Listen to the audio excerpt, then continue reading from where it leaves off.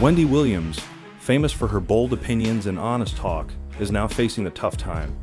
Known for her lively personality and fearless approach to pop culture, Wendy's life has changed in ways no one expected. What happened to the woman who once ruled daytime TV? Could there be more to her story, including rumors about a connection to scene Diddy Combs? Let's take a look at what's really going on with her health and this possible link. The documentary was ultimately released on Lifetime, and it highlighted Wendy's struggles with alcohol, including a scene where she downed an entire bottle of vodka. In this filing, The Guardian is asking the court to redact certain portions of the case to protect Wendy's privacy, namely information about her health, familial relationships, and her finances. So there are many people who have been adversely impacted by the reality of dementia in this country and beyond. I remember my grandmother having dementia and how you have a person who's there but not there. So obviously this is a very difficult time for the family, for those who love her and care for her, for the friends. And so our positive thoughts and positive prayers and positive vibrations are with her and her family. Sharon? You feel for her. I've heard people say, you know, we all have family members who we love, and it's like they're disappearing before us, which is tougher often, at least I've heard it said, than losing someone suddenly. Wendy Williams is someone I encountered early on in my career. She was in Philadelphia at the time. She was mostly good to me, thank goodness. But she's brilliant, and we'll never be able to take that away. I wish those around her, and I'm not referring to The Guardian here, I don't know, were more protective of her, like Bruce Willis's family is. He is aphasia. And they are respectful of his legacy. And I'd like to see that done here with Wendy Williams. Yeah, well said. For years, Wendy Williams dominated the talk show world with Asterisk, The Wendy Williams Show Asterisk. Her bold personality, unfiltered opinions, and famous "How you doing?" catchphrase won over millions. She never held back, even if it meant stirring things up. But behind the glitz and gossip, Wendy was fighting personal struggles that most people didn't know about. See a neurologist to find out if I'm crazy? Oh my God, no, I can't do this. I can't do this. I have to sit down again. I have no money. Now I'm gonna tell you something. If it happens to me, it could happen to you. Did you drink this whole thing today? Keep it there. Okay. Just keep it there. People around who are yes people and allowing this to continue. This is all too much. No idea where we are. This doesn't look like anything familiar. I think she's losing memory. Have you guys noticed that? How dare him? I control men. My life. Right now, she's weak and vulnerable, and she needs to be around people who aren't going to take advantage of it. Wendy's court-appointed guardian, Sabrina Morrissey, has shared some tough news. Wendy has been diagnosed with early-onset dementia, a rare and serious condition for someone her age. At 60, she's struggling with frontotemporal dementia and aphasia, which are affecting her memory, communication, and sense of self. Raised the alarm when it came to Diddy, but her ongoing beef and her public warnings only led to career setbacks. Keep in mind that Wendy and Diddy worked very closely together, but in an interesting way, because in 1993 he started Bad Boy Records, and in 1994 she was working in New York radio. So she was playing a lot of the music, commentating on a lot of the music, and they had an interesting, relationship, kind of like frenemies. Especially in 1998 when she spread rumors that Diddy may be gay, which we've heard plenty of times, and once that news got to him, he actually pulled some strings and got her fired from her job. She claims she received a photo of a man allegedly pulling Diddy's shorts down while he was on vacation in Cancun. Wendy actually was fired from her job before she could even address the photo on air. Puff got one of the hottest DJs off of Hot 97 because she wanted to put up a picture of him getting his pants pulled down. You understand what I'm saying? Puff had power. And he still does, which is why so many people are scared of him and scared to tell their stories. Kirk Burroughs, I did an interview with him some months ago, and he told a story about Wendy Williams. She got fired from Hot 97 because she had a picture of Puffy. So if you don't mind, give me the story from your point of view, and what was in the picture? We were in Cancun. For whatever reason, dude was playing with Puff, He went behind him and grabbed his trunks and pulled them down. Some girls that was taking pictures. They took that picture and emailed it back to Wendy Williams. Wendy Williams said she had him in a compromising position and like he was gay, something like that. She was gonna put it out. Wendy had shown people that email. Puff told Hot 97 if they didn't get rid of her before he got back in New York, that they was not gonna get any music from any of his friends, any of the record labels executives that was cool with him. Everybody was gonna boycott their station. We was out in LA for about 3 days before we landed back in New York. Wendy Williams was in the radio station in Philly. He was fired. Now, in 2013, Wendy did briefly speak about this situation. She said that there is a lot of homophobia in hip hop. So when you bring up like someone potentially being gay. Wendy's problems didn't start overnight.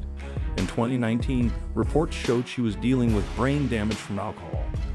This condition, caused by long-term drinking, affects the brain's function. Even after rehab in Florida, the damage was permanent.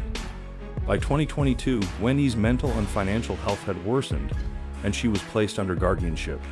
Her bank, Wells Fargo, also worried about possible financial exploitation, showing how vulnerable she had become. That's a bigger deal, I guess, in hip hop. But she said there was a radio personality once upon a time. Her name was Wendy Williams, and she was practically burned at the stake for talking about such. And now everyone can kind of share their opinion. There was a radio personality once upon a time. Her name was Wendy Williams, and she was practically burned at the stake for talking about such. And now it's all come full circle. Honestly, kudos to Wendy. I hope she's doing well because she has always stayed true to her, her take. If you don't like it, you don't like it, but she's not gonna back down and change things. And she stood up for herself against Diddy. Yes, it's very effeminized, but be very clear. There were lots of homosexuals in hip hop back in the 80s too. That was what's worse, hip hop wearing skirts or hip hop being closeted and having a plethora of kids to prove manhood that, and denial of something that you shouldn't have to deny, which is your sexuality. She's definitely talking about Diddy there. I mean, for reference, he has 7 children. But things began to escalate because Diddy then sent a girl group on his label to confront Wendy Williams. She claimed that once upon a time, there was a music mogul who sent all his girl groups to beat her ass in front of the radio station. She said, I got off the air one day, then them total bitches, I guess that's the group name, were downstairs and everybody upstairs at the radio station was looking down, egging it on, waiting for something to go down. Wendy said her boyfriend at the time prevented anything further from happening. I remember I got off the air one day and them total bitches were downstairs waiting, and everybody upstairs at the radio station is looking down, egging it on, waiting for something to go down. I wasn't yet married. My knight in shining armor screeched up in his car just out of nowhere. I didn't even know what was about to happen. I'm standing in the door like, what? And I'm literally about to go through now. The story took a twist when Lifetime released a documentary, Asterisk, Where is Wendy Williams? Asterisk meant to celebrate her, but it sparked controversy. Wendy's guardian tried to block it, worried it would expose personal details. Rumors also spread about Wendy and Diddy, who have a history. Wendy was one of the few to question Diddy's involvement in scandals during her radio days. Bill, now let me ask you, seriously. On a softer note. Of course, Ray J took your place. He's making all kind of, he got his own news network. Then you see, give me thoughts when you see, like, Bow Wow say that he is upset, or he feels the way that there's no more Diddy parties. He's like almost like he's fiending for the Diddy parties. Like, man, it ain't going down like it was. So let me ask y'all a question right now. If Bow Wow came into this room without anybody knowing anything he did, and a group of females came into this room, who gonna get the females first, y'all or him? Just nigga, us. They don't know. Yeah, he said they don't know who Bow Wow is. Who he is. He's just Shad Moss from up the road. Yeah, nah, we getting that action. The females first. Yeah, because Bow Wow did walk in this room, but he was Bow Wow. But no, Bow Wow is he have to like bat his eyes or something. You don't bow ass. Yeah, no shade to Shad. No shade to Shad. It's no shade. No shade to Shad, but nigga. Right. So if you can be a person who can show up you can show up to a place, and everybody here is paid to come in here and do what they do, of course you gonna miss that. Yeah, You going to a party and everybody is sex working? Nah, man. You can pull anybody you want, male or female, to the bathroom and get a blowjob. Yeah. You gonna miss that. Yeah, then. All right, well, it's a drought then. It's a drought. That drought made people crash out. So It's a drought. What can you give me one celebrity you were surprised to see at a party in a way that you were surprised to see him, male or female? Like, you might have had an idea about him, then you see him like, there ain't no way that this person's doing this with that, or doing this like that, or whatever. No. Okay, he said, No. Like, after my first year of being working with celebrities, I figured out what it was. I said, oh, so they all like this. alcohol. Huh? Does it always start with alcohol? Whenever? No, a lot of them don't even drink. It's just them. Bro, you got different levels but you got horny men, and then you got real horny men. You feel me? So, what's the craziest? You know what I'm saying? Because it was Steve Rifkin's house. It wasn't Diddy's house. Okay. But all the freak alleged participants was there.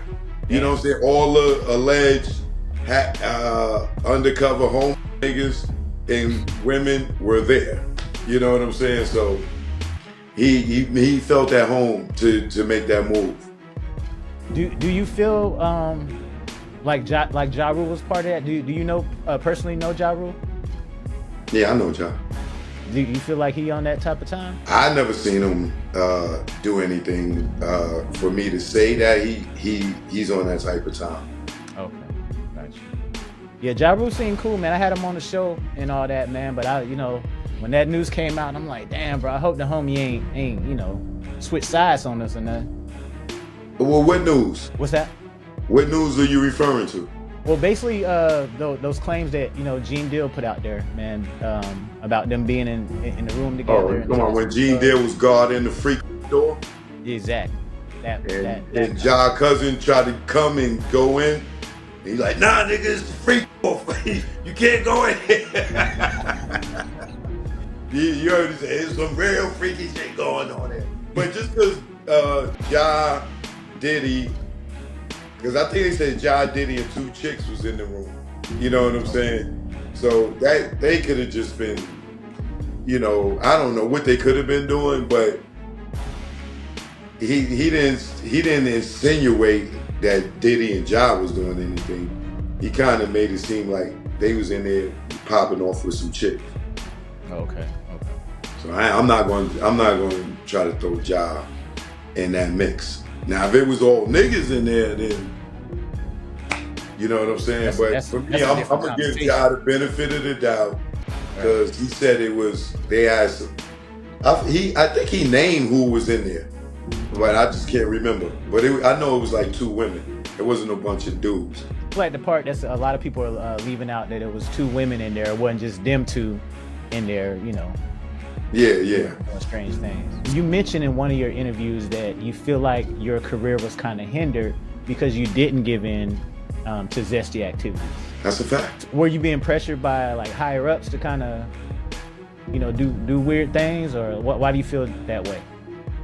Wendy's fearlessness in speaking out against powerful figures in the entertainment world earned her both fans and enemies. Could Diddy have played a part in silencing her during this difficult time? So you said that Denzel Washington wasn't down with the program, the Diddy program. Well, no. My friend had to do a number 2, and she was on stage, and he wouldn't let her be relieved, and so she ended up doing it on stage in front of everybody, and it was a wet one, and it went everywhere. It was so nasty, and Denzel was disgusted. He grabbed his wife and was like, "You don't respect nobody," and ran up out of there. Did you see people react like that a lot, or were most people going with the flow? it was so much going on. The people that noticed reacted, but it was just so much going on. If you weren't right there in that vicinity, you didn't even know. It was too much going on. But yeah, everybody, you know, and everybody was just walking around zombied out. Like after a certain time, when you would make the announcement, if you don't want, you know, the regular party's over, if you don't want to participate in what goes on after. You know, it's just interesting. I just want to bring up Justin Bieber for a second. Shout out to Justin Bieber, man. I'm a Justin Bieber fan. I want to work with him. Man, I have such empathy for you. You are a strong person, Justin. Shout out to you in your heart. You sing when I hear the pain. Now when I listen to your music, I hear the pain in your voice, Justin. All you wanted to do was sing.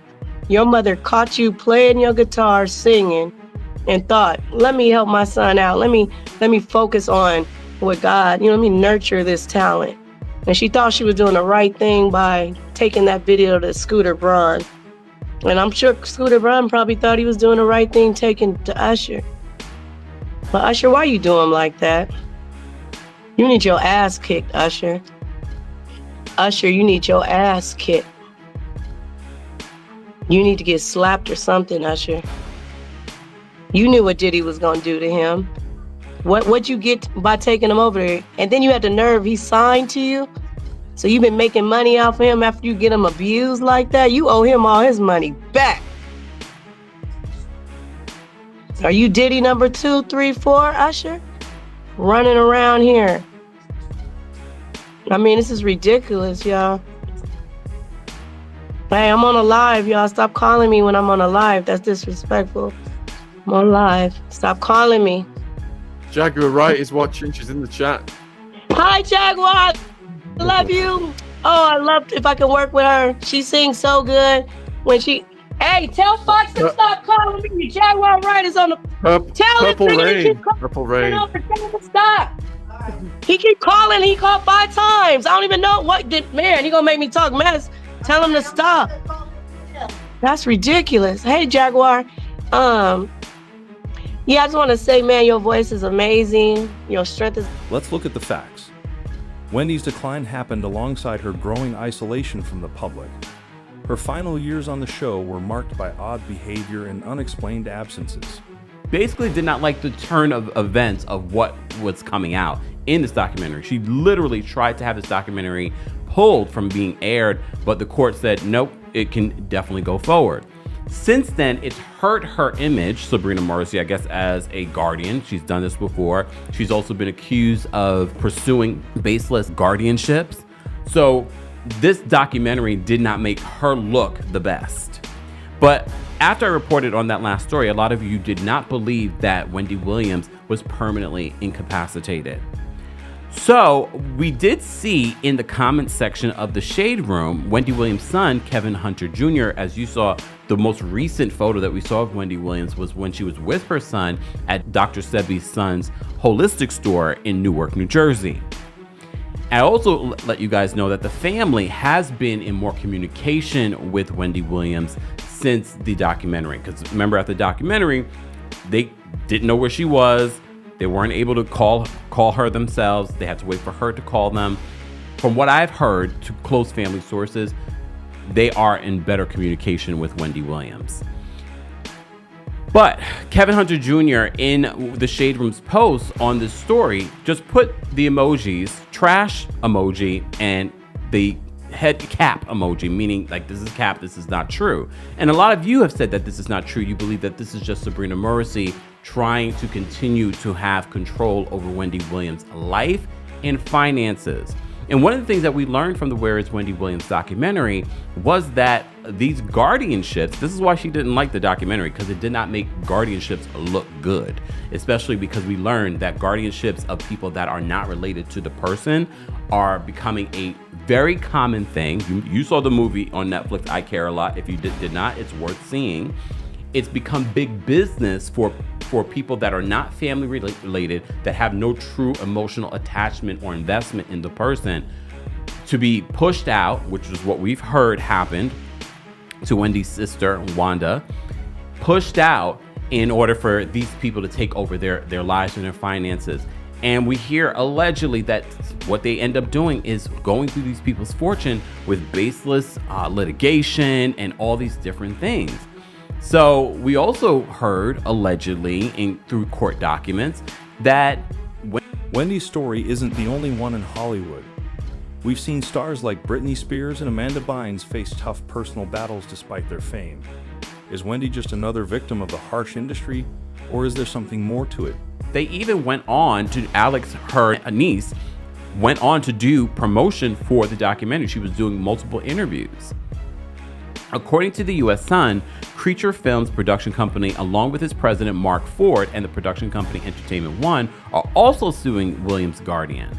Entertainment One accuses Morrissey of denying Williams, quote, perhaps one of her last chances to exercise her autonomy and honestly reach her fans in exactly the frank and unfiltered manner that was the hallmark of her career.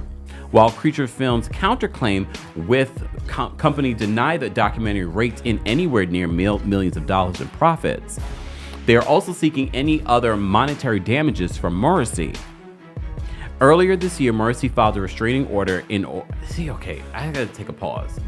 So if they sue Sabrina Morrissey and they get anything, could Sabrina Morrissey say, well, this is what, any fight that she has with Lifetime, she can definitely bill Wendy or take that money from Wendy.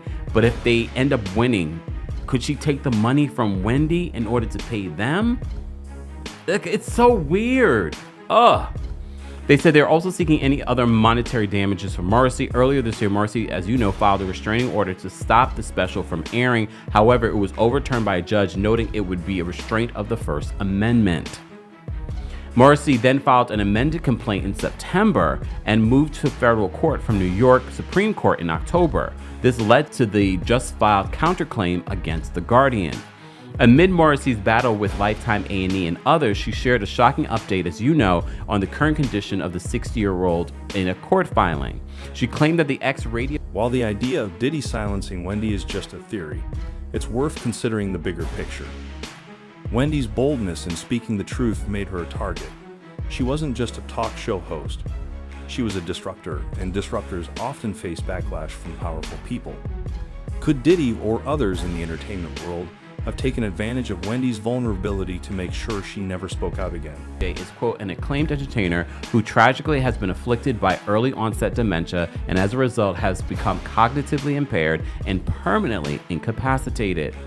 The filing continued in January 2022 after becoming aware of a pattern of disturbing events concerning Williams' welfare and finances. Wells Fargo took the highly unusual step of initiating a guardianship proceeding on its own initiative in the Supreme Court of New York County, the guardianship proceeding, to seek the court appointment of an independent guardian for Wendy's financial affairs. The Guardian's legal team also asked the court that portions of the case be redacted to protect the star's health, familial relationships, and finances.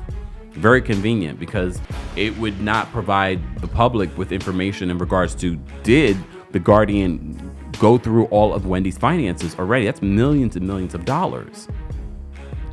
The filing stated that we respectfully request that the court grant plaintiff's motion for limited redactions to protect non-public information from the guardianship proceeding that has placed under seal by the court overseeing that proceeding. Look, I get why they would want that information under seal, but at this particular point, I don't trust the Guardian. I don't trust that she has Wendy Williams' best interests at heart. It seems as if she really, I honestly believe, even when I first saw that she filed that restraining order to have the documentary stop, I say she doesn't want us to see that she is failing as a guardian. Failing. Guys, as always, I want to know your reaction to this update that A&E Networks has filed their own lawsuit against Wendy Williams' guardian, Sabrina Morrissey, who earlier this week claimed in court documents that the former daytime talk show host was permanently incapacitated. Wendy Williams fans are heartbroken and searching for answers. Social media is filled with messages of support and sadness. Many remember her not just for her controversies, but for her lasting impact on pop culture. My name is Tony Busby. I'm a lawyer here in Houston. I'm licensed in Texas and in New York. As many of you know, our law firm has been at the forefront of some of the most important litigation in the United States. We like the tough cases. We thrive in the complicated cases. Conduct we will describe today occurred over more than 20 years. And we're going to follow this evidence wherever it takes us. We will find the silent accomplices. We will expose the enablers who enabled this conduct behind closed doors. We will pursue this matter, no matter who the evidence implicates. The entertainment industry is cooked. Can you imagine how many other famous people and big executives are probably involved in this? These brave victims who have stepped forward deserve nothing less. The biggest secret in the entertainment industry that really wasn't a secret at all has finally been revealed. The wall of silence has now been broken and victims are coming forward. Our team has had at this point more than 3,285 individuals contact us, people claiming to have been victimized by Sean Combs. We now represent 120 individuals who intend to bring civil claims in civil court against Sean Diddy Combs. So they said they vetted. That's what cut out right there, but they were vetted. 120 people. Claims against many other individuals and entities that we will name as defendants as we file these individual cases. We also intend to make these individuals available to the authorities, specifically to the FBI. And you should also know a few of them have already been spoken to by the FBI. That being said, as stated, we are vetting every call that we receive. We have had to turn away some. For each, we ask for corroboration. For each, we ask for the identity of witnesses. We also have collected pictures, videos, texts. We check venues. We check dates. We want to corroborate that the claims being made have legitimacy and merit. We have on staff now a former detective from the Major Offenders Unit of Houston Police Department who is helping us vet each claim. We're using our common sense. We're being stringent because, as I said, these are not easy cases. They're very tough. The process is hard, and in some cases, the process is very lengthy. These cases are hard to prove. Many times, it's the victim's word against the alleged perpetrator. Each of these victims will no doubt be publicly attacked by the alleged perpetrators, and in some cases, the general public. The feckless and cowardly keyboard warriors love to attack. We know what we're up against. Wait, is there anyone in support of Diddy? Is that a thing? Does Diddy actually have diehard fans that aren't like shitting on him right now? I've literally never seen a single one. Everyone's just like, yeah, this guy's a fucking psycho. As I said, our law firms have been retained by 120 individuals at this point to pursue cases in civil court against Sean Diddy Combs. It is evenly divided between males and females. There are 60 males and 60 females who have joined us to pursue these claims as plaintiffs. In this group, 62% identify as African American, 30% are white, and the remainder Hispanic or Asian. The victims are from more than 25 states. The majority are from California, New York, Georgia, and Florida. This guy's a fucking menace. I want to focus on the ages of these victims. When we talk about the ages of the victims when the conduct occurred, it's shocking. Our youngest victim at the time of the occurrence was 9 years old. Okay, I didn't know about that. I thought this, I swear in my life I did not know about that part. Oh no. We have an individual who was 14 years old. We have one who was 15. 25 of the 120 individuals who are plaintiffs in these cases were minors at the time of the acts complained of. This guy is a... Wendy gave people the freedom to be themselves, flaws and all. Her decline is a powerful reminder of how fragile even the strongest public figures can be. And just because they married, that don't mean shit, because they got lavender marriages. Yeah, man. And they be, you know what a lavender marriage is, right? Is it kind of like a beard where a woman kind of fronts like a, yeah. And vice versa. Like allegedly, I believe when I first saw Gabrielle Union, right? Allegedly, I believe she was a lesbian because I seen her in clubs hanging out with people, and she was with women, right? So when I see her with Dwayne Wade later, I always thought she was gay or lesbian. You know what I'm saying? Because I've seen her with women, like hanging out and doing things like that's straight women wouldn't be doing to each other. You know what I'm saying? So there's a lot of people in the entertainment industry. And then when you look at Dwayne Wade, right? Don't he look real feminine? And what man's gonna be sitting there cool with his son becoming a girl? Exactly. You have to be like really in tuned with some shit to be sitting there being cool with your little boy wanting to make that type of decision at that age. You can't make that decision in my house at that age. Nigga, you better wait till you about 21 or you get out and you can make that decision. But you're not living under my roof. To each his own, man. But thank God Trump won. Because now we back to two genders again. Now, yeah, bro, I've definitely been discriminated against in the social media space, man. Like, because I'm not gay, and usually it seems like a lot of those blogs, like the Shade Room and a bunch of others I don't even want to name, man. Like, you know, if you're not a gay blogger, they don't really want to repost your videos or any of that, bro. No, you know, they all. If you're the Breakfast Club, they will. Heterosexual discrimination. They don't talk enough about that right there. People don't even know that. And it is a real thing. Mm-hmm. It's a real thing. You know what I'm saying? I went through it at BET. I went throughout the industry, man. You know what I'm saying? Niggas will really press you. Steve Rifkin house. We all go to Steve Rifkin house, and there was some weird vibes going on, you know, that I didn't really pay attention to at first.